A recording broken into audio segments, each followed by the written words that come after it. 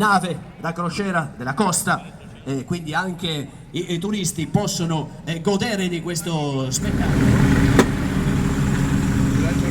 Macchina dell'organizzazione, ed poi daremo il via alla prima giornata della Mittel European Race. Ricordiamolo, gara di regolarità a tempo imposto. 6 prove cronometrate, 3 prove di media, ovvero tratti di strada percorsi su tutta la lunghezza alla medesima velocità.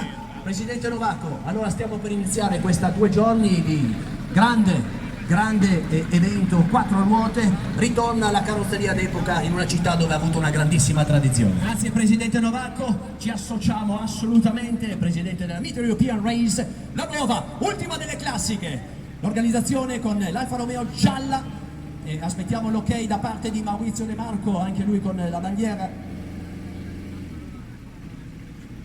C'è Massimiliano Micor, il driver dell'Alfa Romeo, direttamente qui con la macchina dell'organizzazione.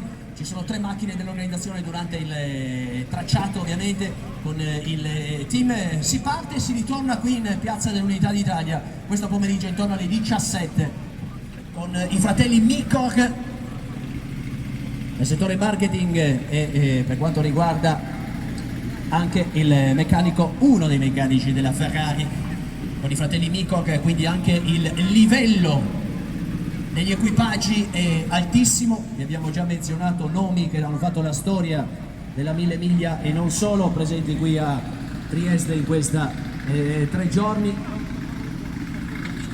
L'Alfa Romeo con i fratelli Micor, questa splendida Alfa Romeo coupé gialla dell'organizzazione. Ci stiamo avvicinando quindi alla partenza.